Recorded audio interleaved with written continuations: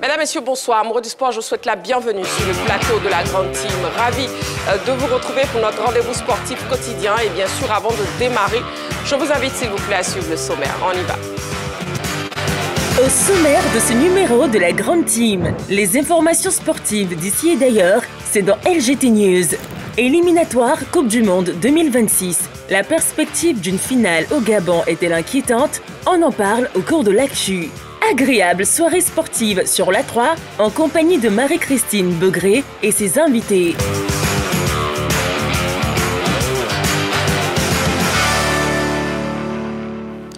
Et voilà donc pour la question LGT de ce soir, éliminatoire Coupe du Monde 2026, la perspective d'une finale au Gabon est-elle inquiétante? Et bien sûr, pour nous joindre, vous savez, vous avez toujours le téléphone de la 3, dont le numéro est le 27 21 59 93 99, ou bien vous avez la page Facebook de la 3. La première partie de cette émission, je serai accompagnée de Kader. Kader, bonsoir. Comment bonsoir vous allez? Marie-Christine, merci, je vais bien. Roger Stéphane, bonsoir. Bonsoir Marie-Christine. Et Jean-Philippe, bonsoir. Bonsoir Marie-Christine. On part avec LGT News, la première rubrique de cette émission. Bien sûr, on vous donne l'essentiel de l'actualité sportive. C'est maintenant. LGT News. Débutons les news avec les activités de la Direction générale des sports et de la vie fédérale. La directrice générale, Madame Kinimo, dresse son bilan et fixe les objectifs pour 2025. Le siège de la Direction générale des sports et de la vie fédérale, sis à la Riviera Bonoumin, a servi de cadre cet après-midi à la conférence de presse animée par la directrice générale, Madame Kinimo Fété-Hortense. La conférencière a saisi cette opportunité pour dresser le bilan 2024 de l'entité qu'elle dirige depuis le 22 juillet dernier. Durant ces 8 mois d'exercice, un certain nombre d'actes ont été posés. L'entité qu'elle pilote a coordonné les Jeux olympiques et paralympiques de Paris 2024. Par ailleurs, la Direction générale des sports et de la vie fédérale a fait le suivi de la coordination de la première participation de la Côte d'Ivoire à la Coupe du Monde de Dodgeball et a organisé avec brio la journée du mérite sportif au titre de l'année 2024. L'occasion fut belle également pour la directrice de la DGSVF de fixer les objectifs de 2025 qui se résument à la préparation optimale des athlètes ivoiriens de la perspective des prochains JO de Los Angeles en 2028 et bien d'autres. L'État de Côte d'Ivoire est prêt à accompagner ces athlètes. Il suffit de les identifier clairement, d'avoir une base de données et puis de les suivre à travers un comité qui sera mis en place et ce comité-là sera constitué des experts. Ces experts viendront de l'INJS au niveau du centre de haut niveau.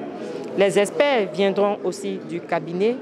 Les experts viendront du comité national olympique et du comité national paralympique. Ces experts viendront des agents de la Direction générale des sports. Nous sommes là et nous sommes tenus d'atteindre ces objectifs. Nous sommes tenus d'accompagner Monsieur le ministre à l'atteinte de ces... Boxe, justice. Acquitté après 4 décennies en prison, Iwao Akamada va recevoir 786 millions de francs CFA, soit 1,2 million d'euros. Tel est le montant que va toucher l'ancien boxeur Iwao Akamada comme dommages et intérêts de la part de la justice japonaise pour avoir été acquitté en septembre dernier alors qu'il avait été condamné en 1980 pour un crime qu'il n'avait pas commis. C'est le bout du tunnel après 4 décennies passées derrière les barreaux. En effet, c'est en 1966 que la justice japonaise a prononcé sa condamnation pour 4 meurtres avant d'être innocenté le 24 septembre 2024. Désormais âgé de 89 ans, il va bénéficier de l'indemnisation maximale prévue dans la loi japonaise pour un accusé incarcéré à tort.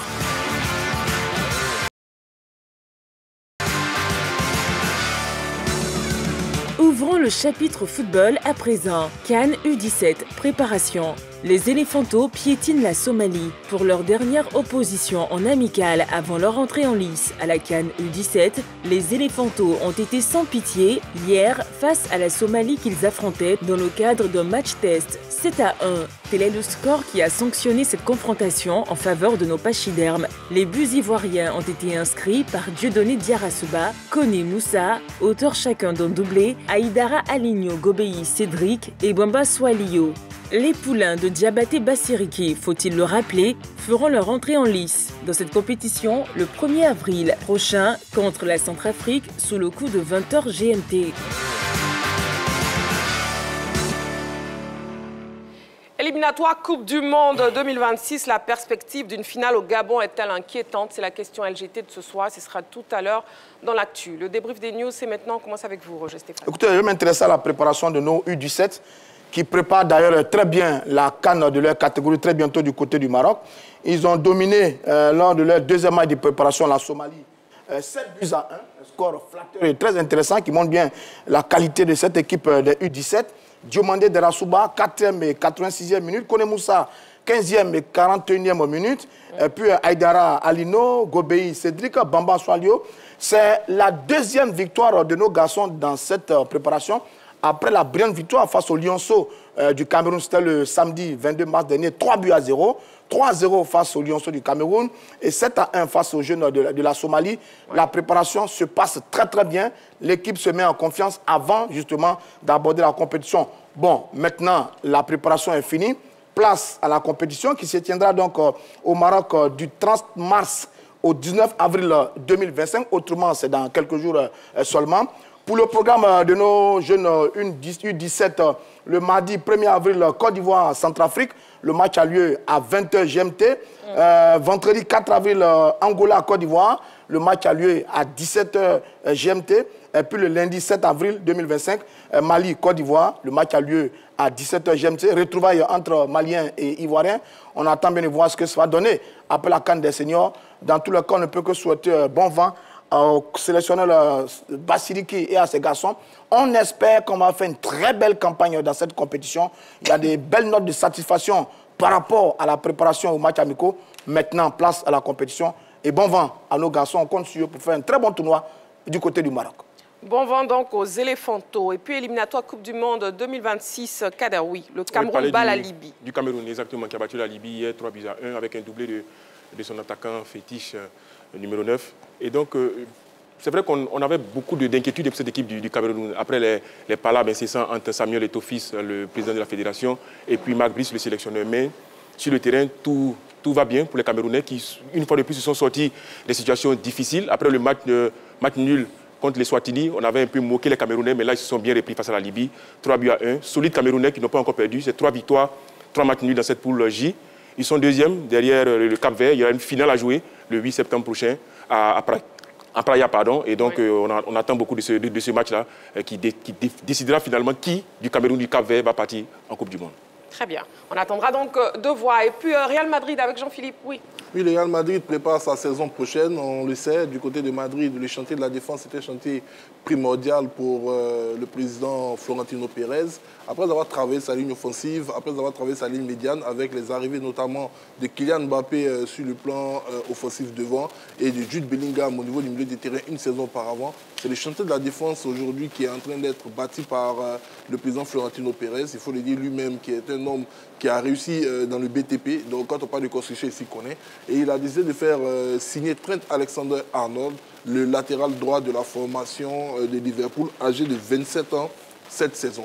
Il faut dire que c'est un côté droit du Real Madrid qui a été orphelin de Dani Carvajal, blessé très tôt dans le début de la saison jusqu'à son terme, et donc qui voit le coach Carlo Ancelotti être obligé de faire du bricolage et essayer de compter sur l'ancêtre Lucas Vazquez, 22 ans, pour essayer de colmater les brèches. Et donc le Real a décidé de faire venir ce latéral droit très offensif, natif de Liverpool, qui a été formé et qui a passé toute sa carrière. Il viendra donc rejoindre son coéquipier Jude Bellingham du côté de Madrid, lui qui a Trent Alexander-Arnold, 33 caps avec les Lions de l'Angleterre. Et il faut noter, comme l'élément l'a dit, que d'après Fabrizio Romano, il devrait être présent au Real Madrid au niveau de la mi-juin. Je ne pense pas que cela puisse être possible parce qu'il est arrivé en tant que joueur libre et son contrat du côté de Liverpool s'achève le 30 juin 2025. Donc il ne pourrait s'engager avec le Real Madrid qu'après le 30 juin. On sait que le Real serait durant cette période-là sûrement engagé en Coupe du Monde des clubs. Donc oui, peut-être qu'il va pouvoir jouer après cette date avec le Real Madrid. Mais l'affaire est déjà bouclée. C'est un nouveau joueur du Real Madrid, Trent Alexander-Arnold. Voilà donc qui est dit. Et puis, on ne saurait terminer quand même ce débrief des news avec cette information par rapport à l'acquittement après 4 décennies en prison du boxeur Kader. Ben, écoutez, je crois que c'est une leçon de vie tout simplement. Après, il y a justice qui a été faite pour un innocent qui a été emprisonné et qui revient. Mais je veux dire, il revient très très riche parce que la somme qu'on annonce, eh bien, il peut se refaire, ça peut lui faire oublier toutes ces années passées en prison et puis reconstruire une nouvelle vie. C'est vrai qu'il peut-être qu'il ne peut plus boxer, mais il peut se la couler douce, comme on dit, avec cet argent. 786 millions. Non, c'est beaucoup d'argent. C'est beaucoup d'argent. Maintenant, c'est la justice de Dieu. Hein. La justice de Dieu. Condamné à tort. C'est un boxeur que je ne connais pas particulièrement, pour être honnête avec vous, mais c'est la justice de Dieu, condamné à tort, qui revient des décennies après et qui va récupérer un pactole. Bon, là, il a peu de l'âge. Je pense que ses enfants et ses petits-enfants qui vont profiter de sa fortune. Mais parlant de lui, ça rappelle une histoire récente de celle de George Foreman aussi, champion du monde de poids lourds qui est décédé il y a quelques jours, de la génération de Mohamed Ali qui a livré ce combat mythique au Zaïre en 1974, qui lui aussi avait connu, enfin pas une histoire similaire, qui avait été humilié sur un ring, après qui a connu la rédemption, qui a rencontré le Seigneur Jésus-Christ, qui est devenu champion du monde, qui est devenu multimillionnaire après. Bon, c'est des belles histoires comme ça, concoctées par Dieu, dont les trajectoires de vie nous échappent très souvent. Bravo à lui. Moi, j'ai vu quelques vidéos de lui. Il semble qu'il marche comme ça énormément dans les rues. Il est beaucoup salué dans les rues en reconnaissance de l'ensemble de son œuvre. Bon, maintenant, quand Dieu a dit que vous allez être riche, ses petits-enfants et ses enfants vont en profiter. C'est une très belle histoire, c'est une leçon. Il faut toujours croire. Il n'est jamais tard. Avec Dieu, il n'est jamais tard. Il faut toujours croire. Quand même 4 décennies en prison. Ah ouais, 40 ans, c'est beaucoup. C'est énorme, 40 ans. Allez, on marque une petite pause, amoureux du sport. Vous ne bougez surtout pas. Dans quelques secondes, on se retrouve pour la suite de notre émission. Et aussi, on passera au focus où on aura un invité. Il s'agit de M. Patrick Asseux, fondateur de Bright Academy Côte d'Ivoire, centre de formation de football. Allez, à tout de suite.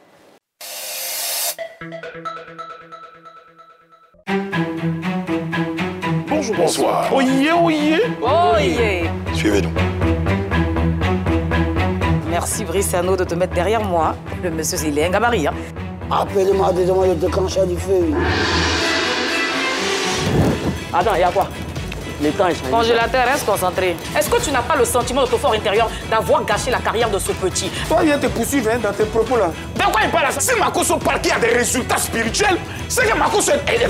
Mais c'est surtout qu'il était homme de Dieu. Nous là, on n'est pas dans ce foufou-là pour faire une conférence pour guérir les gens. Tu es fâché? Non, mais tu me poses des questions qui me chauffent le cœur. Tu peux me dire que... Non, ton cœur est derrière. J'ai même pas encore commencé. Non, mais tu peux pas aller à moi. Tu es trop petit dans mon dossier. Voilà. D'aucuns disent que tu portes, voilà, tu t'habilles bien, tu es un sapeur, mais que tes vêtements ne coûtent pas vraiment cher. Voilà, je m'habille comme je veux. Je portais les habits des animaux.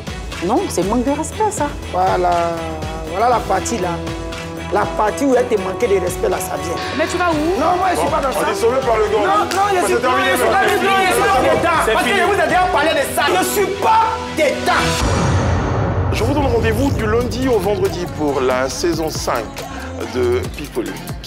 Avec Maze Team, nous allons vous offrir des moments exceptionnels, une expérience à vivre absolument. Retrouvez Pipolémique, l'émission numéro 1 sur la polémique, du lundi au vendredi à partir de 13h30. PPLK, le numéro 1 sur la polémique.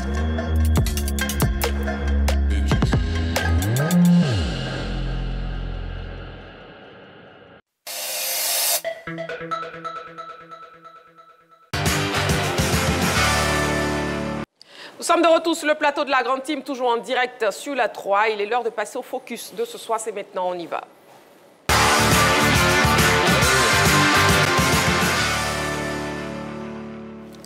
Allez, la Grande Team reçoit ce soir Patrick Asseux, fondateur de Bright Academy Côte d'Ivoire, un centre de formation de football, vainqueur récemment de la Coupe d'Abu Dhabi 2025 avec les U14 et les U16. On le reçoit donc sur le plateau de la Grande Team, M. Patrick Asseux, fondateur de Bright Academy Côte d'Ivoire, centre de formation de football. On vous laisse vous installer confortablement, s'il vous plaît.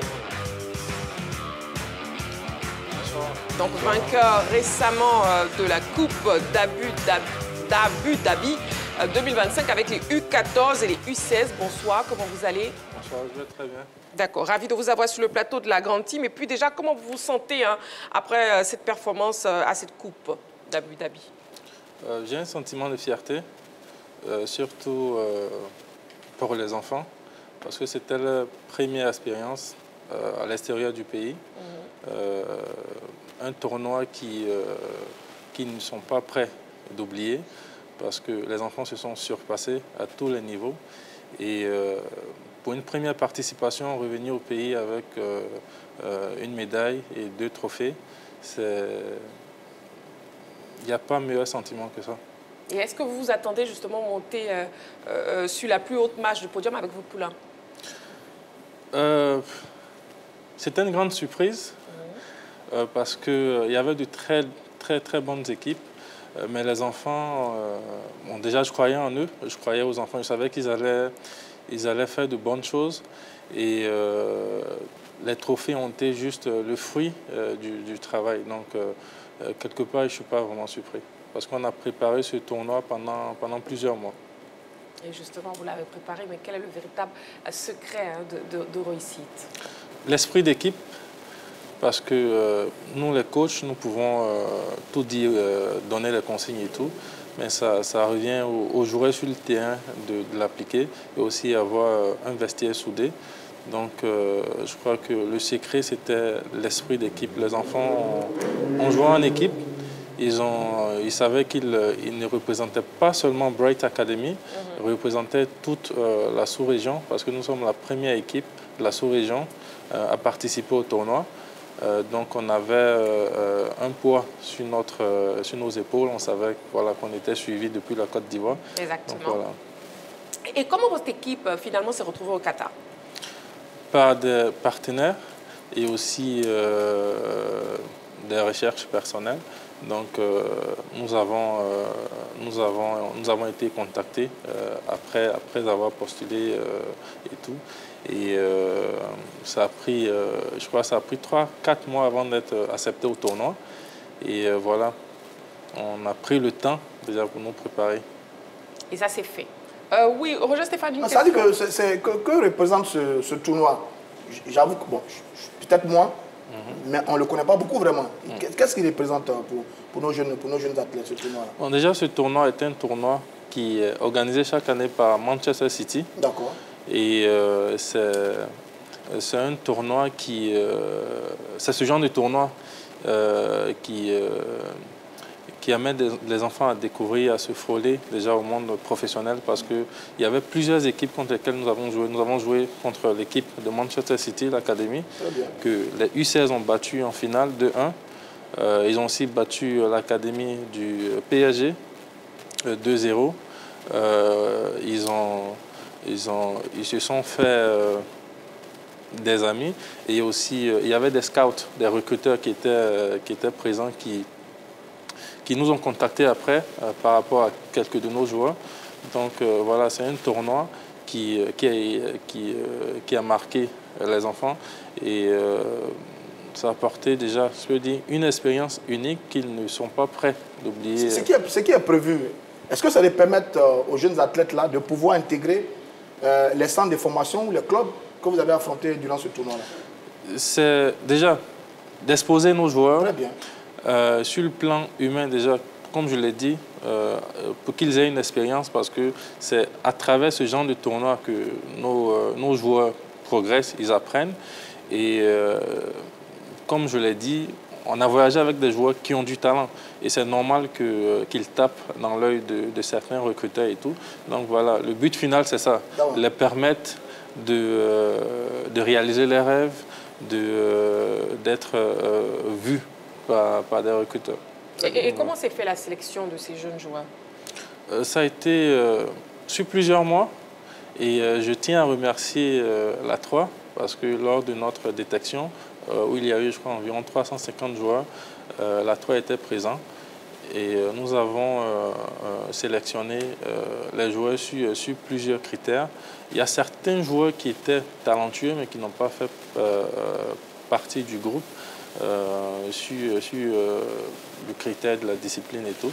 Donc, nous sommes assurés d'avoir une équipe homogène, une équipe qui pourra déjà représenter le club et la Côte d'Ivoire. Et la Côte d'Ivoire, très bien.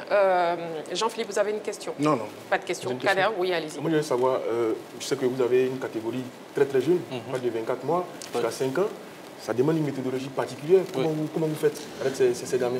Oui, nous avons, je peux dire, nous sommes la première académie ici en Côte d'Ivoire à débuter avec un programme de foot pour les enfants de 14 mois jusqu'à... Oui. 14 mois 14 mois jusqu'à 5 ans. Donc, à 14 mois, bon, lorsqu'on le dit très souvent, des personnes nous demandent, mais bon, à 14 mois, les enfants font quoi? À 14 mois, les enfants apprennent... ils apprennent certains gestes et tout. On ne leur dit pas, voilà, sauter des haies. Ils apprennent à arrêter le ballon. Et on ne leur dit pas, arrêter le ballon. On utilise les mots qu'ils entendent tout le temps. Par exemple, on leur demande de faire l'avion. Faire l'avion, c'est juste poser le pied sur le ballon. On leur demande de faire le taureau, c'est talonner le ballon et tout. Donc, cette catégorie, c'est, je peux dire, le foot initiation. Donc, ils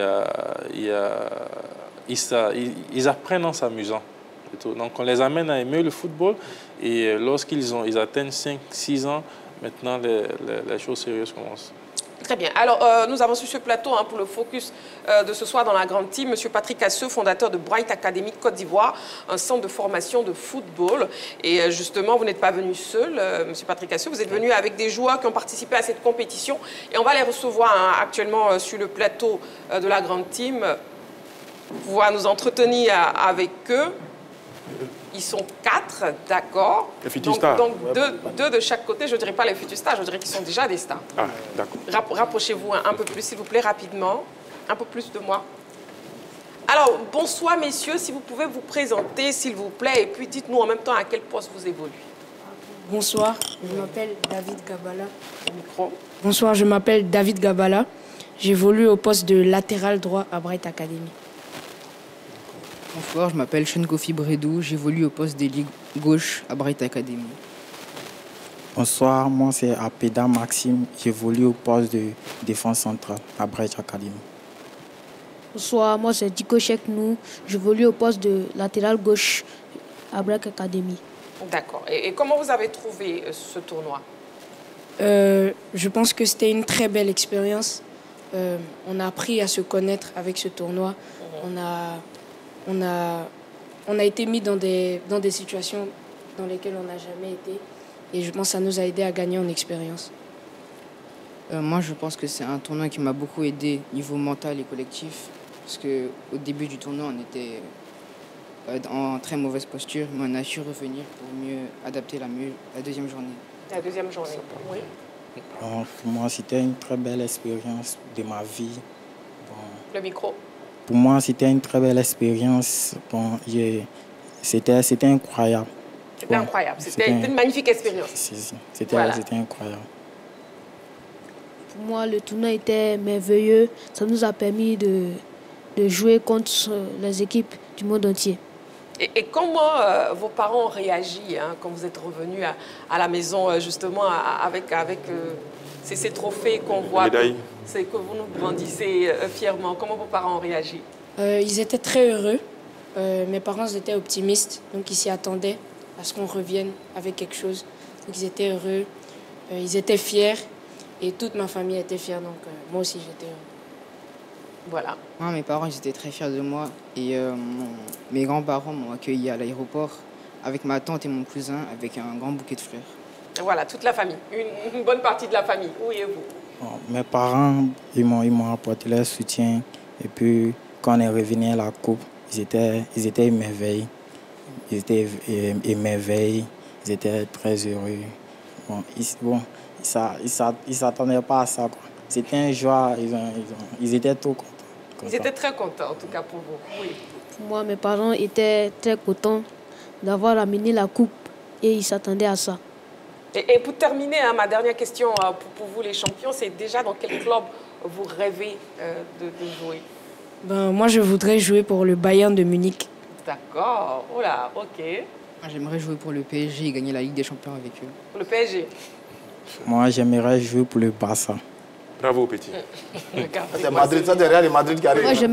Moi, je veux jouer avec le Real de Madrid. Voilà, donc on a Barça, on a Real Madrid. C'est Barça, Real. Et bien sûr, je suppose que vous aimeriez jouer aussi pour l'équipe nationale de Côte d'Ivoire. Oui. Effectivement. Voilà. En tout cas, merci beaucoup. À vous voulez poser une question? Non, dans ce cas, on attend un instant, s'il vous plaît. Voilà. Merci beaucoup, en tout cas, à vous les champions, et puis bonne suite pour votre carrière. Bravo, garçon. Bravo. Voilà. Vous pouvez retourner. Et puis, une question à Patrick Assou de la part quand j'écoute vos garçons, vos enfants, ils s'expriment très très bien. Bon, ça, c'est une très bonne chose. Ensuite, ils vont jouer un tournoi à Abu Dhabi, c'est loin. Est-ce que vous avez de grands sponsors, grands financiers derrière vous quand on regarde tout ça? Non, on n'a pas de grands sponsors. J'ai fondé l'académie et je suis, je peux dire, J'ai eu le sentiment d'avoir affaire à des enfants de riches. C'est ce que j'ai vu là. Ah bon? J'ai un sentiment que j'ai eu. Des enfants quoi? Des enfants de familles fortunées. Issus de familles fortunées. Non, dis donc. C'est une question. Juste parce que les enfants s'expriment bien, donc ils sont... Ils vont à l'école, c'est normal qu'ils s'expriment bien. Merci beaucoup. Voilà, déjà, Roger Stéphane, vous prenez un carton jaune. Ils s'expriment bien, donc ils viennent de famille. C'est bien, dis donc. Allez, Patrick Assou. Ils vont à Abu Dhabi. Patrick Assou, on va vous poser une dernière question. Déjà, quelles sont vos ambitions avec cette académie? De multiplier ce genre d'expérience. Nous avons notamment un autre tournoi, grand tournoi qui approche à grands pas en juin. Nous avons été invités par Surf International Cup, participer au tournoi au Maroc. On était censé partir en Italie, à Rome en avril, mais bon, on n'a pas eu suffisamment de temps pour nous préparer parce qu'on ne veut pas aller se balader, on veut aller représenter la Côte d'Ivoire dignement. Donc, on a préféré opter pour le tournoi au Maroc. Au Maroc, oui. Ça sera du 26 au 29 juin. Et nos ambitions, c'est de former les enfants, leur permettre déjà de réaliser leurs rêves et puis bon, voir ces joueurs peut-être à l'équipe nationale demain, ça sera une fierté. Ça sera une fierté. Et puis, avant de vous laisser, un dernier mot, avant de prendre congé de nous. Déjà, j'aimerais remercier ici le directeur de la 3 et aussi remercier tout le monde ici présent pour ce moment. Merci déjà de nous avoir permis de montrer, je peux dire, à la nation ces 2 trophées. Parce que c'est vrai que nous avons communiqué sur nos réseaux sociaux, mais bon, je crois que tout le monde ne l'a pas vu. Et voilà. C'est aussi d'encourager toutes ces académies-là qui sont en Côte d'Ivoire, qui forment des joueurs et tout. Voilà, c'est continuer le travail parce que c'est ce qui va permettre à l'équipe nationale d'avoir de meilleurs joueurs et permettre à la Côte d'Ivoire d'être toujours parmi les meilleurs ici en Afrique et dans le monde entier. Voilà, Patrick Assou, fondateur de Bright Academy Côte d'Ivoire. Merci d'avoir été notre invité pour le focus de ce soir. Merci. Voilà, on marque une petite pause. Amoureux du sport, vous ne bougez surtout pas. Dans quelques secondes seulement, on se retrouve pour la suite de notre émission. Allez, à tout de suite.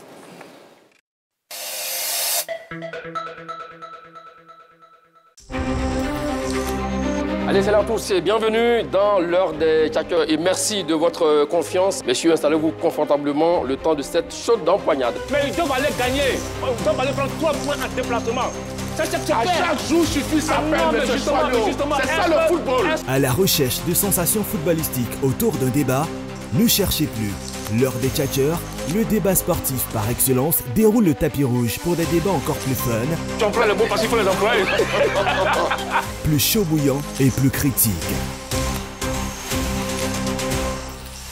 Quand tu es un compétiteur, tu ne te laisses pas marcher dessus. Je suis désolé.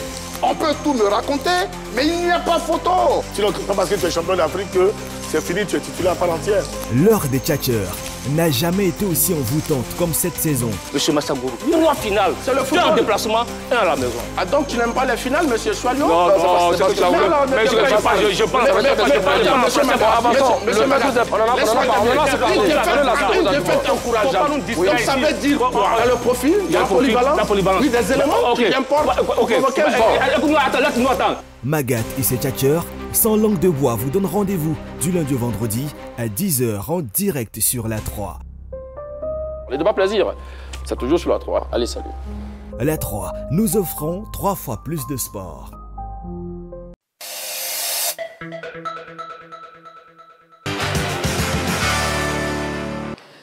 Nous sommes sommes de retour sur le plateau de la Grande Team. Nous sommes toujours en direct sur la 3. Et ce soir, nous avons les stats du jour. C'est maintenant.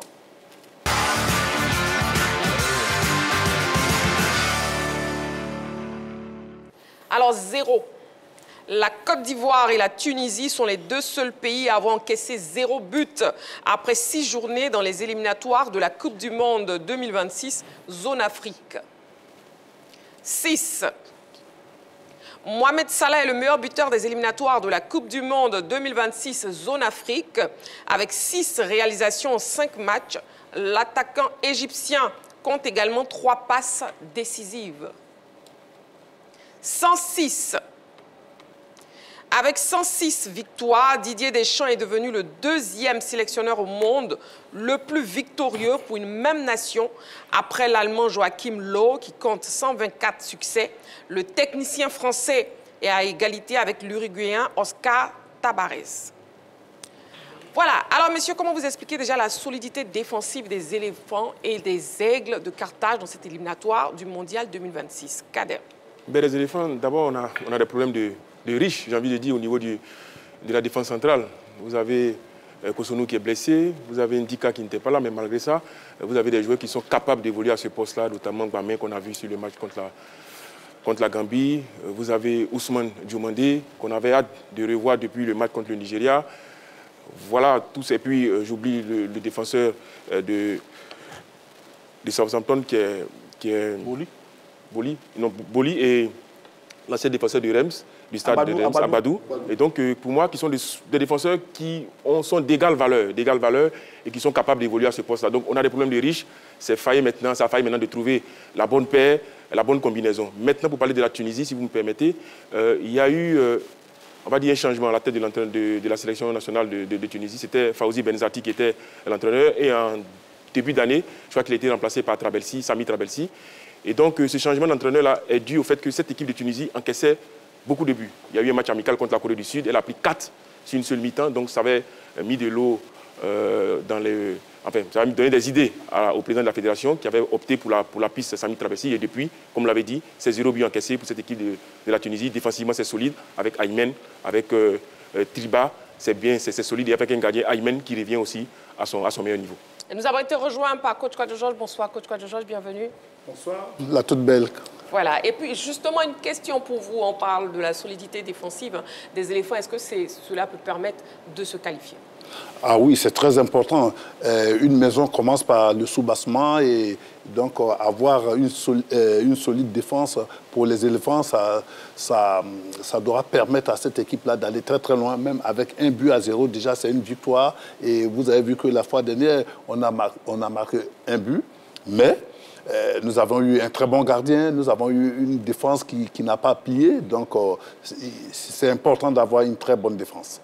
Et puis, Mohamed Salah, bon, est-ce que les statistiques de Mohamed Salah, finalement, c'est des statistiques de ce vent Sur les éliminatoires, là? Oui. Non, je ne pense pas. Il est le meilleur buteur de la compétition.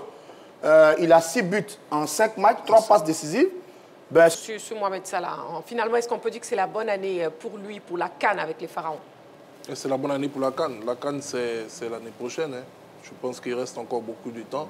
Beaucoup d'événements peuvent arriver, mais je pense qu'il reste une très bonne lancée déjà pour un joueur de son âge qui a eu de cesse de prouver de quoi est-ce qu'il était capable sur chaque pelouse. On sait qu'il était très, très impérial depuis qu'il est arrivé du côté de la formation de Liverpool. Ça n'avait pas été le cas notamment à Chelsea, lors de sa première expérience de champion d'Angleterre. Maintenant, avec Liverpool, il prouve.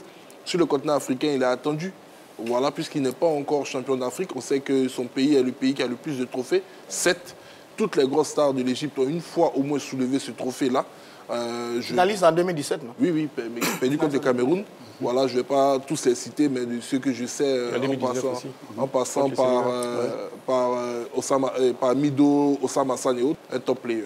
La CAN, ce n'est pas l'année prochaine, hein, c'est dans quelques mois. En décembre. Ça finit en janvier, donc de toute façon. Voilà, donc c'est dans quelques mois.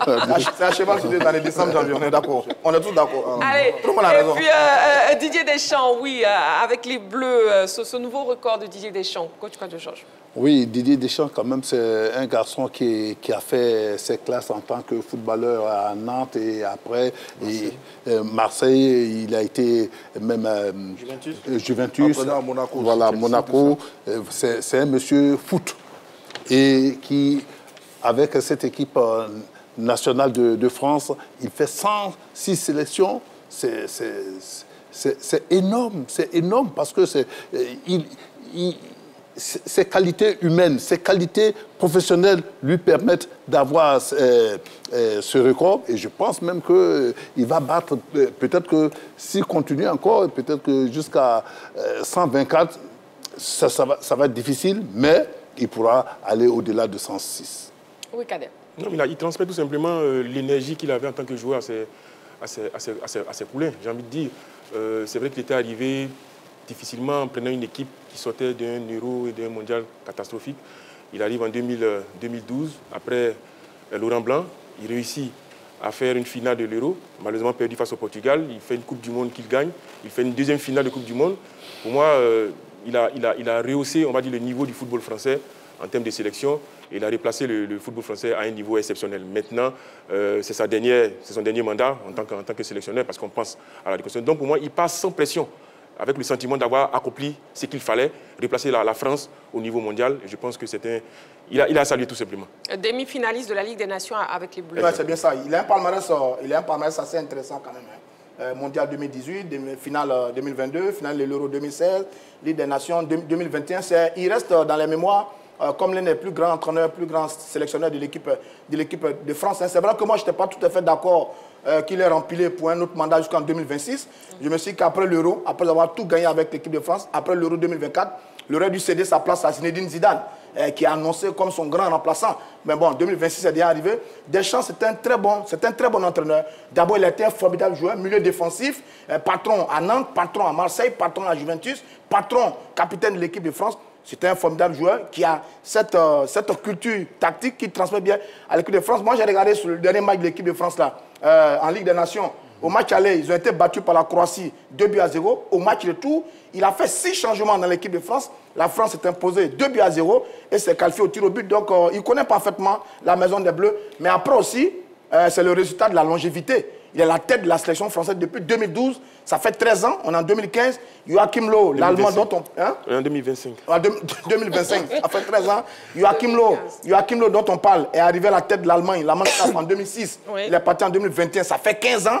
Vous savez, quand vous avez fait 13 ans, 15 ans à la tête de grandes sélections de foot que sont la Mannschaft et les Bleus, forcément, vous battez des records parce que vous avez des joueurs, vous avez une équipe, vous avez un groupe, vous avez un vécu, vous avez une histoire qui vous permet d'aller loin et vous battez des records. Mais bravo à Deschamps. Mais moi, j'attends qu'il parte parce que nous, on attend Zinedine Zidane à la tête de l'équipe de France maintenant. Zinedine Zidane. Tim, nous sommes toujours en direct sur la 3 éliminatoire Coupe du Monde 2026. La perspective d'une finale au Gabon est-elle inquiétante?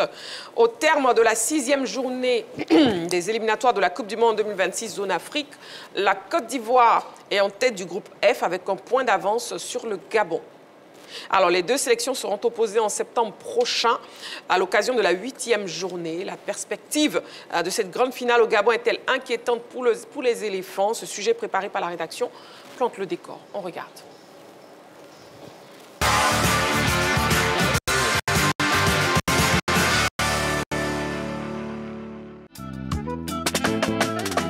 Plus que 4 journées et ce sera la fin du premier tour des éliminatoires de la Coupe du Monde 2026 zone Afrique. Dans le groupe F, on assiste à un mano à mano entre la Côte d'Ivoire et le Gabon. Au terme des 6 premières journées, les éléphants mènent les débats avec un seul point d'avance sur les panthères.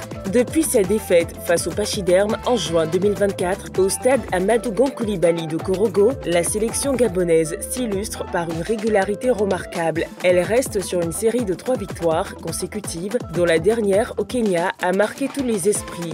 Avec un Pierre-Emerick Aubameyang retrouvé, les Panthères ont dompté l'environnement hostile du stade national Nyayo de Nairobi et arraché une précieuse victoire. Le Gabon a réussi à battre le Kenya, un adversaire face auquel la Côte d'Ivoire a lâché ses seuls points dans cette compétition après le match nul concédé en juin 2024. Combiné à leur victoire facile devant les Seychelles, les Panthères sortent ragaillardis de cette fenêtre internationale internationale de mars. Les poulains du sélectionneur Thierry Mouyouma sont en pleine confiance et se mettent sérieusement à rêver d'une première qualification historique à la Coupe du Monde de la FIFA. Et ce d'autant plus qu'en septembre prochain, ils accueillent les éléphants au stade de Franceville à l'occasion de la 8e journée de ces éliminatoires Zone Afrique. Cette rencontre s'annonce comme la grande finale de ce groupe F. Elle sera décisive. La sélection qui ressortirait en tête de la poule à l'issue de ce match aurait quasiment en poche son ticket pour le mondial 2026. C'est dans ce contexte que, contrairement aux Gabonais qui montent en puissance, les éléphants sont l'objet de critiques acerbes.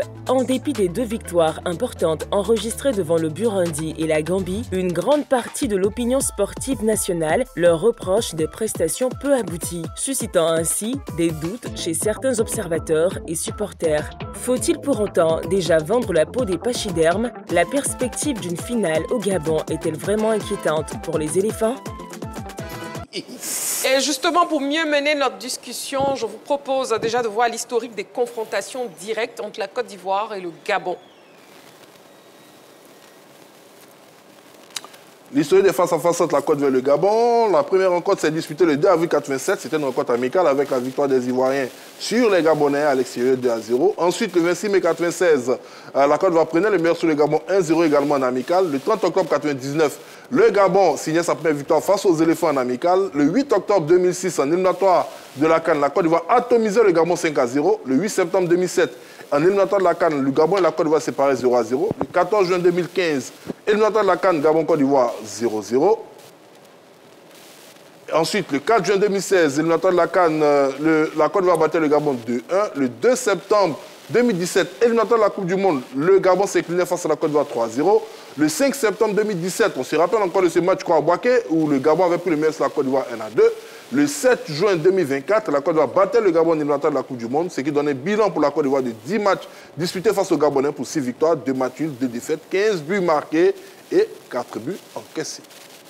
Voilà, alors la question LGT est donc posée. Messieurs, amoureux du sport aussi, n'oubliez pas, le téléphone est ouvert, le 27 21 59 93 99.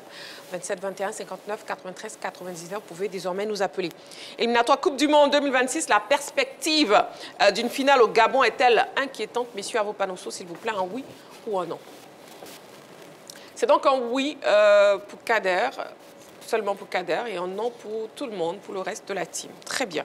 Je vais donc vous laisser argumenter, messieurs. Coach Kwadjo Georges, pourquoi ce non? Je dis non parce que après ce match qui sera très très important pour les deux, parce que nous sommes en mano à mano, la Côte d'Ivoire et le Gabon. Mais après ce match, il y aura encore 2 autres matchs pour que l'une des équipes soit qualifiée, soit la première. Et je pense que la Côte d'Ivoire, avec ce que nous voyons aujourd'hui, ça fait quand même tous les matchs, nous n'avons fait un seul nul. Et puis, toutes des victoires, ça nous fait 13 points. C'est ça? Et 15 points, on a 15 plus points le Gabon qui est juste après nous, à 13. Donc, pour moi... Monsieur, arrêtez, on a, je crois, 16 points. Hein. Oui, c'est ça, 16 points. Ils ont 15 points. C'est ça, voilà, 16. Merci. Ça, donc, 16-15 points. Voilà. Autant pour nous tous. Ça, la Côte d'Ivoire a 16 points, voilà. Le Gabon en a 15. Il y a un point qui nous différencie. Et je pense que ce match va être vraiment épique. Ça va être très, très important pour les 2 équipes, mais ce ne sera pas décisif. Parce que nous aurons encore 2 autres matchs pour pouvoir gérer qui sera le premier. Et donc, je pense que ça va être très important, mais ça ne va pas déterminer l'équipe qui va aller en Coupe du Monde. D'accord. C'est aussi un non pour Jean-Philippe. On vous écoute. C'est un non pour moi parce que la question, je pense qu'elle est assez limpide. La perspective d'une finale au Gabon est-elle inquiétante? Bon, nous sommes en tête de notre poule. Nous allons arriver au Gabon avec 2 options durant cette rencontre. Soit une victoire pour prendre un écart sur notre poursuivant, soit un match nul pour consolider notre position. Ça, c'est le premier aspect. Le second aspect, ce n'est pas nous qui aurons forcément, je dirais, la plus grosse charge émotionnelle durant cette rencontre. C'est le Gabon qui va recevoir les Ivoiriens. Ils ont déjà annoncé dans les tuyaux qu'ils vont nous recevoir à Franceville.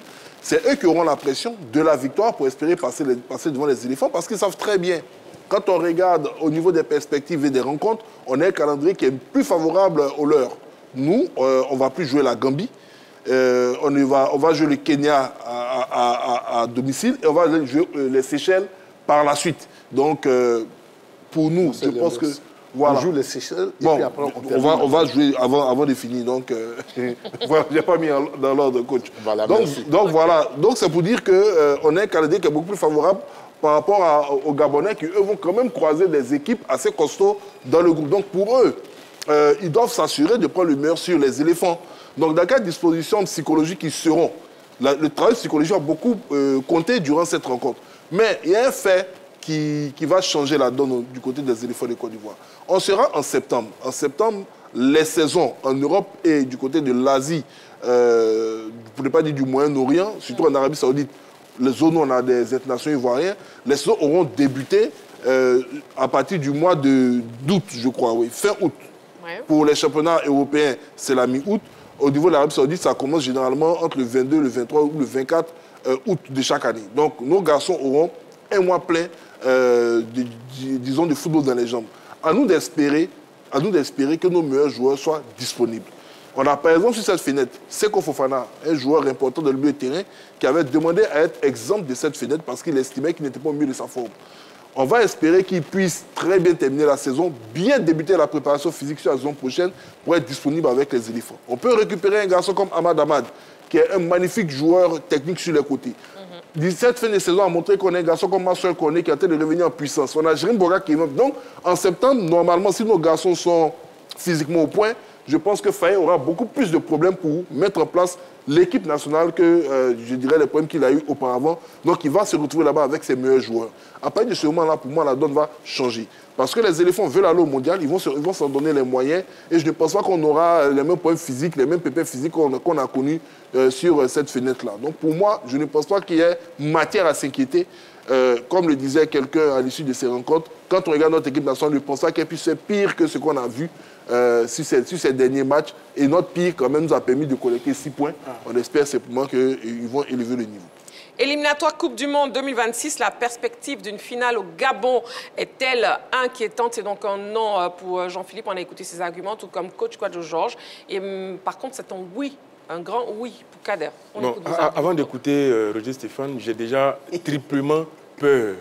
Parce que quand j'entends les arguments, ça veut dire que, je ne sais pas si c'est une sorte de façon de minimiser le Gabon, je ne sais pas, mais je veux qu'on regarde encore les écarts. Hein. C'est un seul point. Et le Gabon nous met une pression pas possible. Jean-Philippe parle d'aller au Gabon, d'aller à Franceville, et puis de ne pas avoir la pression. Non. Parce que les deux expériences que j'ai de ces matchs en 2018 face au Maroc et en 2022 face au Cameroun, j'ai de très mauvaises expériences et j'ai peur que les éléphants n'aient pas, j'allais dire, le coffre pour tenir le rythme. C'est pour ça que je parle d'inquiétude. Le Gabon nous met une pression, mais la pression est montée. Quand le Gabon allait battre le Kenya, là où on a fait match nul. C'est là toute mon inquiétude. Et le match qu'on a livré contre le Gabon, à Korogo, je ne sais pas si vous vous souvenez, c'était un match terrible, avec une équipe gabonaise, mais qui nous a montré de belles choses, de très belles choses. C'est une belle équipe avec des joueurs d'expérience. Le collectif gabonais, en termes de vécu collectif, il est plus important que celui de la Côte d'Ivoire. Parce que là, nous avons de nouveaux joueurs qui viennent pour la première fois. Mais le Gabon, c'est une équipe qui, depuis, on va dire, 2012, 2014, vivent ensemble. Vous avez au moins 5 à 6 joueurs qui vivent ensemble depuis cette époque. Et donc, le vécu collectif, il est important. Et je vais terminer par le fameux dicton de Rigobert Song qui dit que quand vous pensez que vous n'êtes pas en danger, c'est là que vous êtes en danger. Donc, j'espère que les éléphants savent qu'ils sont en danger. Et comme ça, la concentration, la détermination seront au rendez-vous. D'accord, très bien. Avant d'entendre Roger Stéphane, nous allons écouter un appelant. Monsieur Kofi nous appelle de San Pedro. Bonsoir, Monsieur Kofi. Oui, bonsoir, madame. Bienvenue sur le plateau de la Grande Team. On vous écoute. Éliminatoire Coupe du Monde 2026. La perspective d'une finale au Gabon est-elle inquiétante? Oui, c'est vrai, c'est vrai. Si on a fait conférence contre Gabon, bon, vraiment, on n'a qu'à se concentrer. On n'a qu'à se concentrer. Sinon, c'est pas facile. C'est pas facile. On n'a qu'à prier Dieu pour notre pays. Sinon, c'est pas facile. Voilà. Contre le Gabon, vraiment, c'est pas facile. Quand on voit, à la manière de Gabon a démarré, là, vraiment, avec un seul point, c'est pas facile pour nous. Parce que c'était nos frères ont joué avant-hier, là, vraiment. Non, je suis un peu inquiété. Voilà. D'accord. OK. C'est bien noté, Monsieur Kofi. Merci beaucoup. OK. Merci beaucoup. Merci beaucoup. Merci à vous, M. Kofi, qui nous appelait donc de San Pedro. Roger Stéphane. Non, ça veut dire que l'événement n'est pas nouveau. Depuis le tirage au sort, on savait qu'il y allait avoir un duel dans cette poule entre la Côte d'Ivoire et le Gabon. C'était connu depuis... Et la Gambie. Non, le Gabon d'abord. La Gambie, c'est troisième. Mais le Gabon d'abord, les deux meilleures équipes de la poule, c'est Côte d'Ivoire, numéro 1, deuxième Gabon. C'est la logique. C'est les deux favoris de la poule. Donc, le scénario était déjà prévu depuis le tirage au sort. D'un point de vue mathématique, c'est nous qui sommes la meilleure équipe de la poule. Premier, 16 points, 6 matchs, 5 victoires, 1 nul, 0 défaite, 14 buts marqués, 0 buts encaissés. C'est nous, la meilleure équipe de la poule. Sur la confrontation directe, l'année dernière, on a battu cette équipe du Gabon. Ça a été un match serré, évidemment. Mais on a battu cette équipe du Gabon, je crois que c'était au mois de juin de l'année dernière. D'un point de vue psychologique, la meilleure équipe de la poule, c'est nous. Donc, s'il y a une équipe qui doit trembler et avoir peur, c'est l'équipe du Gabon. Sur le continent africain, le Gabon est une équipe moyenne qui va accueillir un grand pays qui est la Côte d'Ivoire. Donc, c'est le Gabon qui doit trembler. D'un point de vue pression, la pression n'est pas sur les éléphants de Côte d'Ivoire. Si on arrête la compétition, en ce moment, nous sommes qualifiés. C'est le Gabon. Ah, mais évidemment, on est leader. Si on reste dans la logique, dans la logique de la compétition en ce moment, on est qualifié. C'est-à-dire que si on maintient les points en l'état, nul en l'état, on est qualifié. Donc, c'est le Gabon qui doit faire le résultat et qui doit gagner. Nous, un match nul nous suffit pour aller nous qualifier pour la Coupe du Monde. Donc, moi, je ne suis pas inquiet. Je ne suis pas du tout inquiet parce que toutes les fenêtres ne se ressemblent pas. On vient d'avoir une fenêtre difficile, c'est vrai. Mais après, l'enjeu est tellement important que nos garçons seront prêts pour répondre présent face à cette équipe du Gabon. Et pour finir, après le Gabon, il y a 2 autres journées. La compétition ne s'arrête pas avec ce match, ce match face au Gabon. Il y a 2 autres matchs qui arrivent pour terminer les éliminatoires. Donc, comme je dirais sur ça, on est dans une position de favoris. Nous, on est assis et on regarde les Gabonais venir. La pression, c'est sur eux, c'est eux qui doivent trembler. Donc, il n'y a rien de nouveau. C'était certain que la qualification allait se jouer sur ces 2 matchs-là. Entre la Côte d'Ivoire et le Gabon, le scénario est là. Ça nous allait jouer. Heureusement pour nous que depuis les éliminatoires, on contrôle parfaitement cette poule. On est leader, on est les patrons. C'est aux Gabonais de chercher maintenant la solution. Dans leur esprit, c'est comment on va réussir à battre ces champions d'Afrique, comment on va réussir à faire déjouer cette équipe des éléphants. Nous, on est tranquille, on les attend. Je pense qu'au mois de septembre, il y aura une autre réalité par rapport à cette fenêtre. Au mois de septembre, nos garçons seront prêts et on ira arracher notre qualification en terre gabonaise. Éliminatoire Coupe du Monde 2026, la perspective d'une finale au Gabon est-elle inquiétante? Nous avons un appelant qui désire répondre à la question. LGT de ce soir, il s'agit de M. Nzoué. Bonsoir, M. Nzoué. Bonsoir, Miss. Bienvenue sur le plateau de la Grande Team. Vous nous appelez d'où, s'il vous plaît? De Bongouanou. Très bien. Vous nous appelez donc de Bongouanou. On vous écoute. Bon, je salue tout le monde d'abord. Bonsoir, monsieur. Je voudrais dire que, en fait, la question de savoir, d'avoir le bon diagnostic à partir des 2 matchs que nous venons de jouer. Voilà. Si on a le bon diagnostic, ça nous permettra de nous en sortir sans problème. Qu'est-ce qui n'a pas marché dans des matchs qu'on vient de connaître? Comme ça, on saura comment corriger tout. Franchement, je vous ai dit, il y a un moment comme ça qu'il n'avait plus appelé parce qu'on a eu le stack qu'il faut pour les 10 dernières années qui vont venir. Mais je suis resté sur ma faim. Parce que je dis qu'au niveau du staff, il faut qu'on revoie beaucoup de choses. Les 2 matchs-là, les séquences où nous sommes retrouvés avec 4 attaquants, ça n'a pas marché du tout. Le match contre le Burundi, 4 attaquants, ça n'a pas marché. Le match, la deuxième mi-temps du deuxième match contre la Gambie, 4 attaquants à la deuxième mi-temps, ça n'a pas marché. La base dans le camp de staff technique, il faut qu'on revoie ça. Cette équipe-là, même Mbappé en attaque, dans cette attaque de 4 attaquants-là, allait se retrouver comme flop. Il faut que l'entraîneur se saisisse. Ça, il faut le dire net. D'accord. D'accord, M. Nzoué. Merci beaucoup pour votre participation à l'émission. M. Nzoué qui nous appelait donc de Bongouanou. Sur la page Facebook de la 3, nous avons un internaute qui nous dit « Il n'y a pas à s'inquiéter, nos éléphants aiment être dos au mur pour prouver de quoi ils sont capables. Et puis, c'est le Gabon qui aura la pression. » Nous avons aussi Aboubaka Koné qui nous dit très inquiétant, surtout après les 2 dernières prestations, même si l'essentiel est fait avec des victoires, mais le niveau de jeu laisse à désirer. Pour cela, je suis inquiet de notre déplacement au Gabon. J'espère juste que les joueurs auront du temps de jeu en club et que les blessés seront de retour à la date prévue. Oui, Jean-Philippe. Sur cette fenêtre, on a joué 2 fois 90 minutes. C'est vrai, on peut se plaindre, on peut estimer que l'équipe n'a pas montré ce qu'on attendait d'elle. Mais sur les 2 fois 45 minutes, les Ivoiriens ont eu un temps faible, je dirais que de 30 minutes. Parce que même sur la deuxième mi-temps, on n'a pas été dominé sur tout le match. C'est vrai qu'il y a eu un moment où il y a des remplacements qui ont un peu déstabilisé le système de jeu mis en place par Faye à l'entame. Et en fin de match, les Gabonais qui étaient plus en jambes que nous ont inquiétés. Mais ça s'explique. Moi, j'ai écouté les arguments de Martial Gourou. C'est clair et c'est limpide. On peut se fâcher, mais une réalité. Les éléphants sont allés jouer au Maroc quand les Gambiens recevaient les Kenyans ici en Côte d'Ivoire. Et ils ont joué la veille du match des éléphants. Nos garçons sont revenus en Côte d'Ivoire ici le samedi matin à 6 h du matin. Et ils ont joué automatiquement le lundi soir. Les Gambiens ont plus de temps de repos que nous. 48 heures. Et les Gambiens, on sait, ce sont des athlètes. Vous partez même au niveau de l'athlétisme homme, vous allez voir qu'il y a beaucoup de coureurs gambiens. C'est un pays d'athlètes, c'est un pays où les gens ont ce dynamisme-là. C'est un pays de personnalités explosives dans le sport. Donc c'est normal qu'ils nous dominent quand nos joueurs sont fatigués. Maintenant, nous, quand on a apporté des critiques à FMS, c'était sur sa volonté farouche, par exemple, de jouer avec 4 attaquants. Là où ton milieu est un peu, comme on appelle, fatigué, tu fais le choix d'essayer de tuer le match. C'est un choix légitime, c'est lui l'entraîneur. C'est un choix légitime. Il a estimé qu'en mettant plus d'attaquants, peut-être, il allait mettre ce deuxième but qui allait couper la jambe au Gambien, mais ça n'a pas marché. Donc, et moi, je trouve que c'est quelqu'un quand même d'assez smart. Parce que sur le premier match contre le Burundi, il a mis une stratégie qui était très critiquée. Au second match contre la Gambie, il est revenu à ses fondamentaux. Mais je ne vais pas m'appesantir sur ça. C'est juste pour dire aux gens que il y a eu un jugement qui a été fait sur cette fenêtre. On ne peut pas imaginer que cette fenêtre sera la même que celle qui se passera en septembre. Maintenant, Kader a dit tout à l'heure que oui, il est inquiet par rapport au vécu de l'équipe de Côte d'Ivoire sur le Maroc et le Cameroun. Je suis d'accord avec lui. Mais je suis quand même désolé sur un point. Le Gabon, ce n'est pas le Cameroun, ni le Maroc, pour tout le respect que j'ai pour eux. Et sur ces 2 matchs, en 2017 et en 2021, la Côte d'Ivoire avait obligation de gagner. On n'était pas devant nos adversaires. Et c'est cette pression qui était sur nous qui nous a coupé les jambes. Contre le Cameroun, on n'était pas obligé de gagner. Très bien. Messieurs, on va poursuivre. Mais si vous permettez, je vais prendre l'appelant. Monsieur Koulibaly nous appelle de Yopougon. Bonsoir, monsieur Koulibaly. Oui, bonsoir, Marie-Christine. Bienvenue sur le plateau de la Grande Team. Merci. Bonsoir à tout le monde sur le plateau. Oui, bonsoir. Bonsoir, monsieur.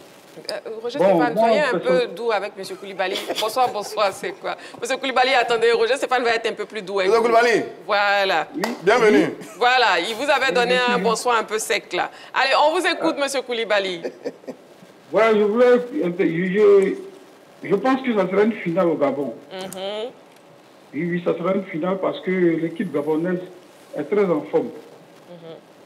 L'équipe gabonaise est très en forme. Et les éléphants, je leur reproche le fait d'aller faire match nul au Kenya. Ils auraient dû gagner au Kenya pour qu'on soit libéré. Parce que là, s'ils gagnaient au Kenya, même si on avait fait match nul, même avec une défaite au Gabon, on était déjà qualifié. Vu les deux derniers matchs qui avaient pour les 2 derniers matchs. Mais vu cette position où on est, le Gabon ne va pas se laisser faire. Pour cela, ça sera un match de feu. Ça, il faut s'attendre à ça.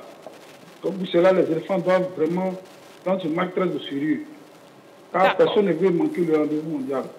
D'accord. Donc pour vous, c'est un oui à la questionalité de ce soir. Merci beaucoup, monsieur Koulibaly, qui nous appelait de Yopougon. Mais coach Georges, bon, déjà, si on se base sur la forme intestinante de Yaya Fofana, le retour probable aussi des joueurs comme Evan Dika, Jean-Michel Seri, Seko Fofana et Amad Diallo, bon, finalement, ce sont de réels motifs d'espoir pour les éléphants. Mais j'ai dit que moi, je n'ai pas à m'inquiéter parce que la Côte d'Ivoire a de très bons joueurs et a les cadres qu'il faut pour aller chercher même un nul déjà au Gabon.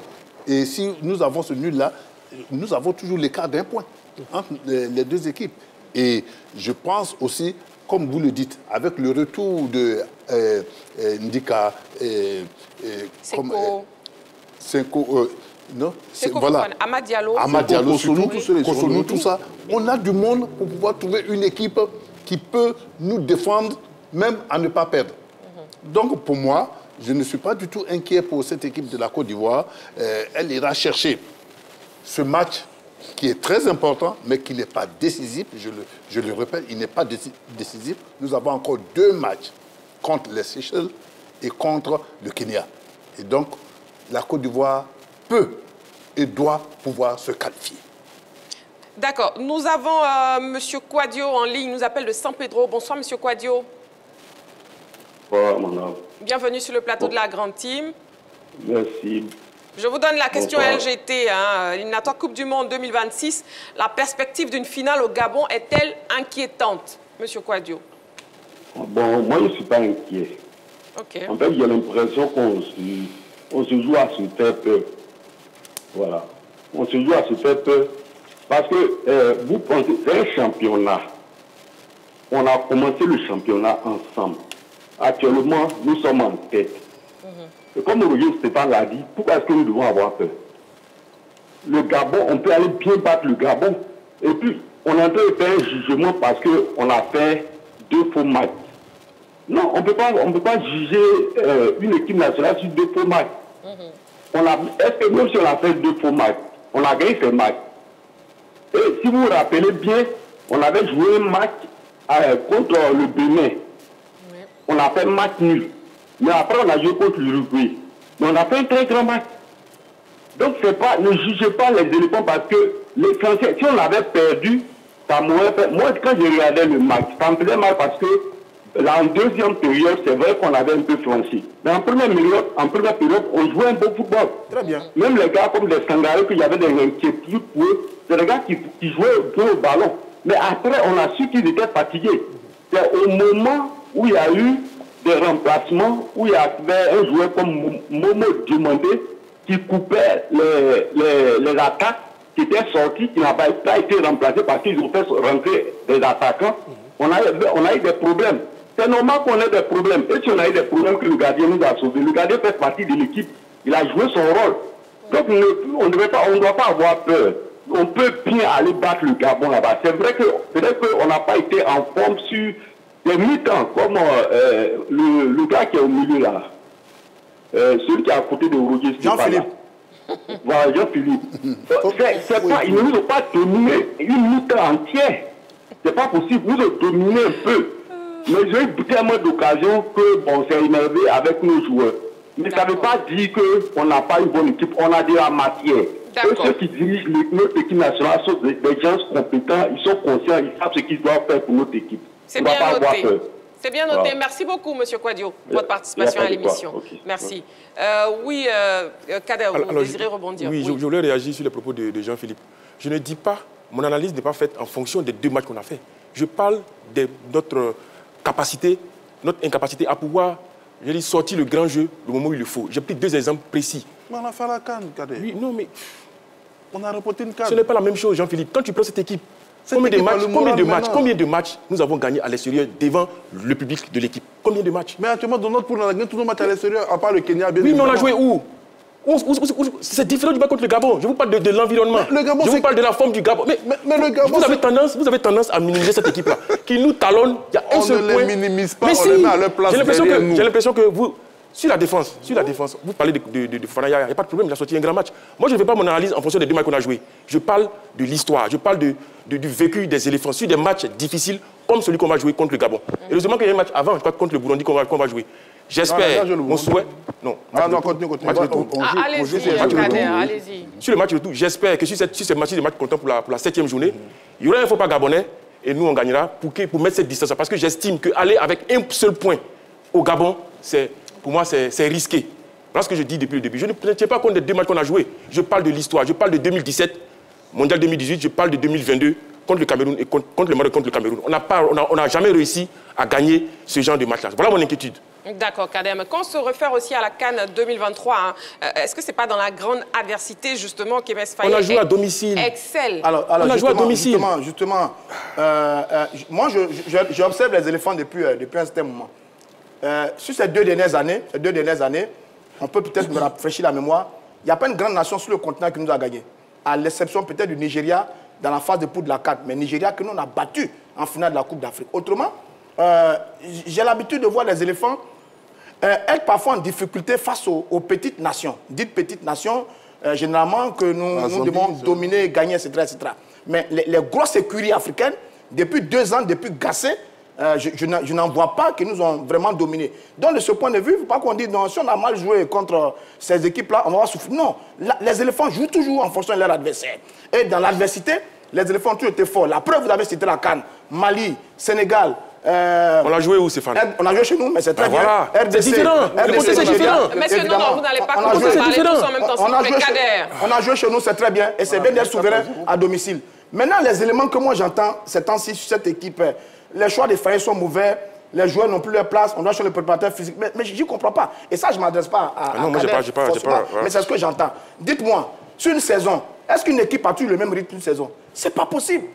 Un match de football, on peut dominer la première période et puis dominer la seconde période. On appelle ça, chacun voit son temps de domination. Ça existe au football. Au football, on peut concéder des occasions de but à l'adversaire. Ça existe au football. Au football, le bon jeu, est-ce qu'on le pratique toujours? Non.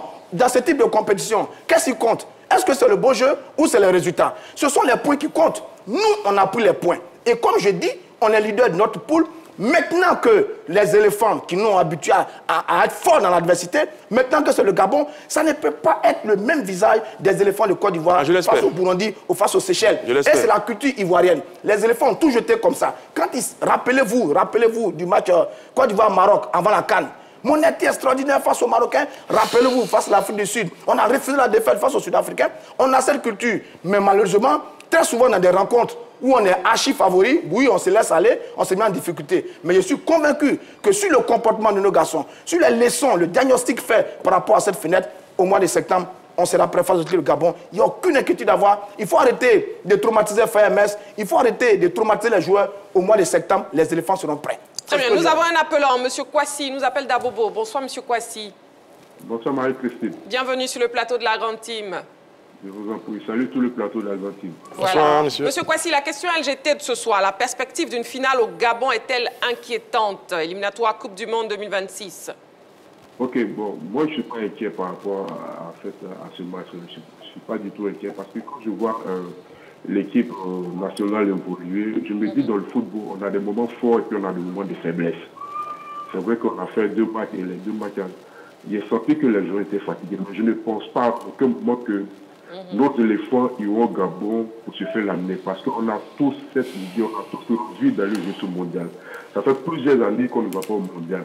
Donc moi je pense qu'on ira au mondial, on ira au Gabon, défendre nos couleurs, défendre notre équipe nationale, et puis aller rapidement, aller jouer, comment dire, sur le mondial.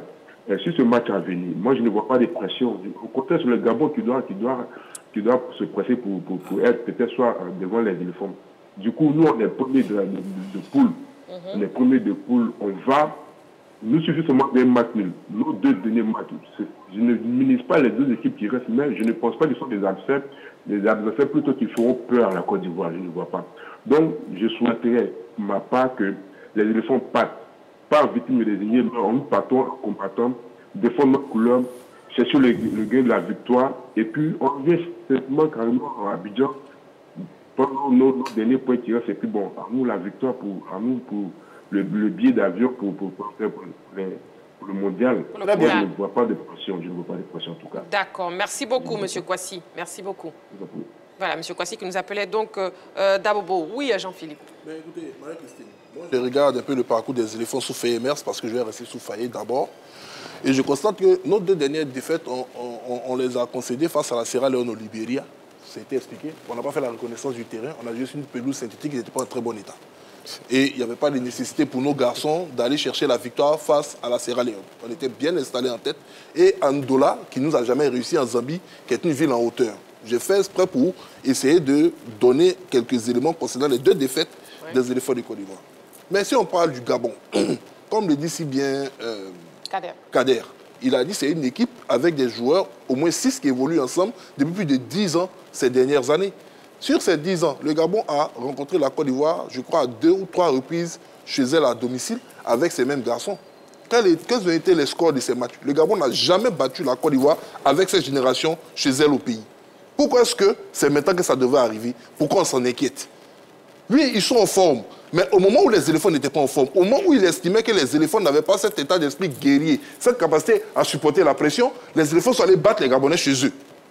Le Gabon n'a pas pu battre cette équipe qui n'était pas constituée des joueurs qu'on a aujourd'hui, qui ont su capitaliser tout simplement leur force mentale dans l'adversité, comme c'était le cas durant cette Coupe d'Afrique des Nations. Et aujourd'hui, où on estime que cette équipe a franchi un cap, parce que même quand elle est en souffrance, il y a au moins un élément qui va sortir pour essayer de porter l'équipe dans cet esprit de solidarité pour que l'équipe puisse tout simplement faire le résultat, comme c'était le cas cette fois-ci avec Yaya Fofana. On nous dit non, il faut s'inquiéter parce que les Gabonais, ils sont les meilleurs. Moi, je regarde tout simplement. Attention. Moi, je regarde les meilleurs après nous. C'est ce que nous on dit depuis. Non, il n'a pas dit que les Gabonais sont les meilleurs. J'ai dit de faire attention. Parce voilà. que il a dit de respecter on va en vacances. Attends, on va le laisser terminer. Non, je termine. Oui, Personne ici n'a dit que les éléphants de Côte d'Ivoire vont en vacances. La question est claire. Est-ce qu'on doit s'inquiéter? Si Kader estime qu'il doit s'inquiéter, c'est légitime. Nous disons que nous, on n'a pas besoin de s'inquiéter. Ça ne veut pas dire qu'on va partir tout simplement avec des claquettes sur le terrain. C'est parce que nous estimons que nos garçons ont cette capacité naturelle de supporter cette pression que vraiment ce serait une faute de leur part s'ils partent jouer au Gabon et qui commencent à, entre guillemets, trembler. C'est ce qu'on nous dit tout simplement. C'est bien compris, Jean-Philippe. Oui, coach Georges. Moi, j'estime que c'est normal, c'est son point de vue, Kader qui s'inquiète parce que il souhaite réellement que nous soyons qualifiés et que nous allions gagner. Et nous aussi, nous pensons que nous allons nous qualifier, nous allons gagner. Donc, il n'y a pas lieu de se tirailler, de croire que forcément nos garçons n'auront pas le répondant nécessaire pour aller battre même les Gabonais au Gabon. Non. C'est tout ce que j'espère. Oui, coach Georges, terminé. Oui, on n'a même pas l'obligation de les battre. Un match nul, je l'ai dit d'ici, et puis on a toujours l'écart d'un point entre nous, et puis on s'en va, on va jouer contre les Seychelles, on va finir par jouer contre le Kenya. Pourquoi avoir peur? Mais il faudrait que nous nous remobilisons pour aller jouer le match qu'il faut au Gabon et à Franceville, et puis venir avec le résultat qu'il faut. C'est tout. C'est tout. Bon, parlons justement du Gabon, du côté du Gabon, ce match qui fait déjà parler. La confiance est grande, très grande au Gabon, comme en témoigne cette une du quotidien national Gabon Matin. Qu'on regarde.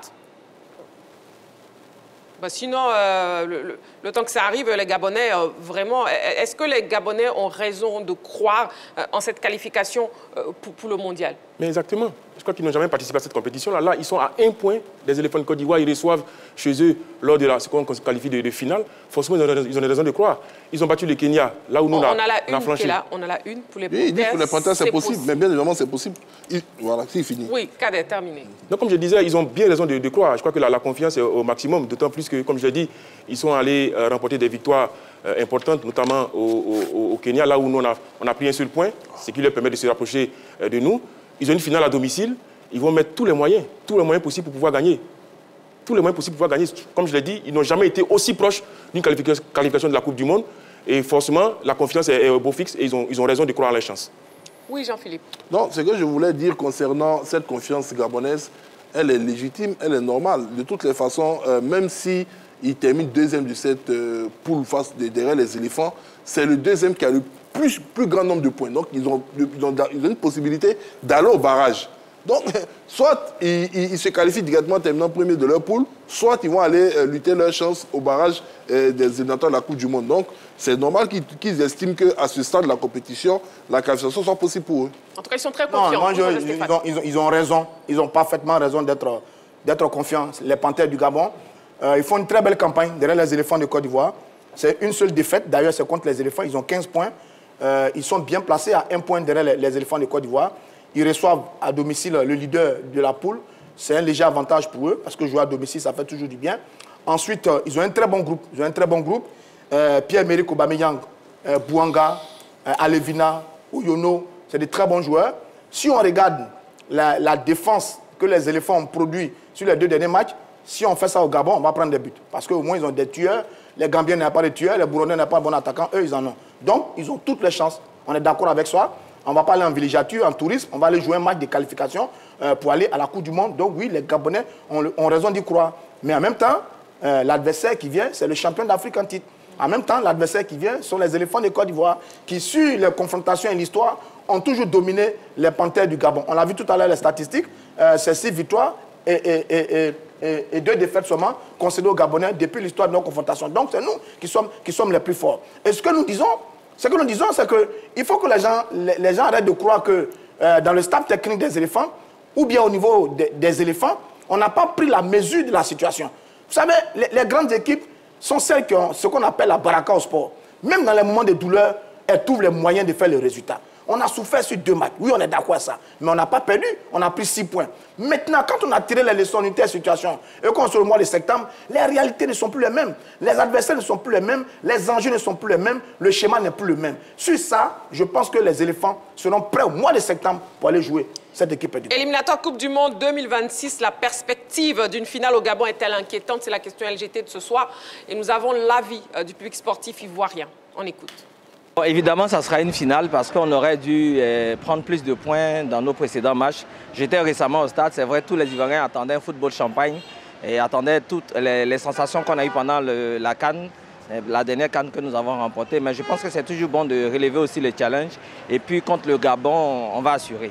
J'ai confiance en nos Pachidem et je pense que les Ivoiriens vont conserver la tête de la poule. Au fait, je pense que ça sera, bon, à mon humble avis, ça sera un match assez compliqué puisque le Gabon est 2e avec 15 points et la Côte d'Ivoire est 1er avec 16 points. Donc je me dis que tout va se jouer sur ce match décisif-là. Puisque si le Gabon gagne, eux ils sont qualifiés d'office. Si la Côte d'Ivoire gagne, on est qualifié aussi d'office. Je me dis qu'on a au moins 65% de chances de remporter la victoire sur le terrain. Mais après tout, on ne sait jamais aussi ce que le Gabon nous réserve, puisque ce n'est pas une mauvaise équipe. C'est aussi une très bonne équipe qui a prouvé lors des qualifications de la Coupe du Monde. Effectivement, un match, ça sera un match un peu fermé, très compliqué pour nous les éléphants, surtout avec les 2 prestations passées. Franchement, les éléphants, ils se sont battus, mais ils n'ont pas donné le meilleur d'eux-mêmes. Parce que là, avec la sélection passée et celle d'hier, on a vu un petit manque. Et là, on fait appel encore à notre entraîneur de revoir un peu la sélection, les appels, parce qu'il y a eu beaucoup de manques au niveau de l'attaque comme la défense, le milieu. Il y a un joueur qui manque encore. Donc ils prennent la peine de revoir. Et puis bon, bonne chance et courage à la suite. Ça serait vraiment un très grand match difficile pour la Côte d'Ivoire. Parce que vu les statistiques de la Côte d'Ivoire dans ces 2 derniers matchs ou ces 3 derniers matchs, la Côte d'Ivoire n'a rien joué, ils n'ont rien prouvé. Ils vont venir jouer arrêter. Nous, on ne joue pas arrêter. La Côte d'Ivoire a toujours été une grande nation en termes de football. Mais ce que la Côte d'Ivoire est en train de nous montrer actuellement, là, on n'a pas ça au ballon de Côte d'Ivoire. C'était donc l'avis du public sportif ivoirien. Et voyons à présent le point dans tous les groupes de ces éliminatoires Zone Afrique au terme de la 6e journée. Groupe A, la Guinée-Bissau s'est inclinée face au Burkina Faso 2-1. L'Éthiopie a pris le meilleur sur Djibouti 6-1. L'Égypte a battu la Sierra Leone 1-0. Au niveau du classement, l'Égypte est en tête avec 16 points plus 12. Suivi du Burkina Faso 11 points plus 6. La Sierra Leone est 3e avec 8 points plus 0. Suivi de l'Éthiopie en 4e position avec 6 points plus 0. La Guinée-Bissau est 5e avec 6 points moins 2. Et Djibouti est bon dernier avec 1 point moins 6. Au niveau du groupe B, le Soudan et le Soudan du Sud ont coupé la poire en deux 1-1. Le Sénégal a battu le Togo 2-0. Et la Mauritanie s'est inclinée face à la RDC 2-0. La RDC est en tête de cette poule avec 13 points plus 5. Le Sénégal 2e, 12 points plus 7. Le Soudan 3e avec 8 points plus 6. Le Togo est 4e avec 4 points moins 3. Soudan du Sud est 5e avec 3 points moins 8. Mauritanie est 6e avec 2 points moins 7. Au niveau du groupe C, le Bénin s'est incliné face à l'Afrique du Sud 2-0 à domicile. Le Nigeria et le Zimbabwe ont fait match 1-1. Le Rwanda et le Lesotho ont fait match 1-1. L'Afrique du Sud en tête avec 13 points plus 5. Le Rwanda est 2e avec 8 points plus 0. Bénin 3e, 8 points moins 1. Nigeria 4e, 7 points plus 1. Lesotho 5e, 6 points moins 1. Zimbabwe 6e avec 4 points plus 4. Au niveau du groupe D, Eswatini et Île Maurice 3-3. Angola s'est incliné face au Cap-Vert 1-2. Cameroun a battu la Libye 3-1. Cap-Vert en tête avec 13 points plus 2. Suivi du Cameroun 12 points plus 8.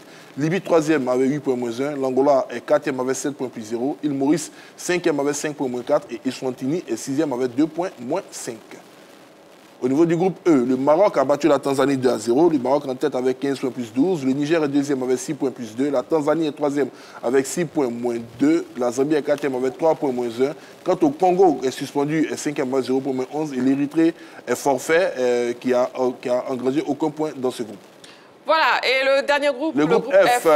Kenya, Gabon, 1-2 pour le Gabon. Côte d'Ivoire, Gambie, 1-0. Burundi a battu les Seychelles 5-0. La Côte d'Ivoire est en tête avec 16 points plus 14. Le Gabon est 2e avec 15 points plus 6. Burundi est 3e avec 10 points plus 6. Kenya est 4e avec 6 points plus 3. La Gambie est 5e avec 4 points moins 1. Les Seychelles sont bons derniers de ces éliminatoires avec 0 points moins 28. Et au groupe G, Botswana, Somalie 2-0, Ouganda, Guinée 1-0, Algérie, Mozambique 5-1. Algérie en tête avec 15 points plus 10. Mozambique 2e, 12 points moins 1. Botswana 9 points plus 1. Ouganda 4e, 9 points moins 1. Guinée 5e, 7 points moins 1. Et Somalie 1 point moins 8. Le groupe H, Namibie, Guinée équatoriale 1-1, Libéria, Sao Tomé, Principe 2-1, Tunisie, Malawi 2-0 pour les Tunisiens. Les Tunisiens sont en tête avec 16 points plus 9. La Namibie est deuxième, 12 points plus 6. Le Libéria est troisième avec 10 points plus 3. La Guinée équatoriale est quatrième avec 7 points moins 4. Le Malawi est cinquième avec 6 points moins 2. Sao Tomé et Principe est bon dernier avec 0 points moins 12. Et pour le groupe I, la Centrafrique et le Mali se sont séparés 12-12, 0-0. Madagascar s'est incliné face au Ghana 3-0. Les Comores ont battu le Tchad 1-0. Le Ghana en tête avec 15 points plus 10. Belle remontée du Ghana. Les Comores sont deuxième avec 12 points plus 2. Madagascar troisième avec 10 points plus 3. Mali est quatrième avec 9 points plus 4. Centrafrique est cinquième avec 5 points moins 5. Et le Tchad est dernier avec 0 points moins 14. Et c'est donc le dernier groupe. La grande team de ce soir, c'est terminé. Merci beaucoup, messieurs. Merci à vous, amoureux du sport. On se retrouve demain en direct, 20h30. D'ici là, prenez soin de vous. Et n'oubliez pas, faites toujours du sport.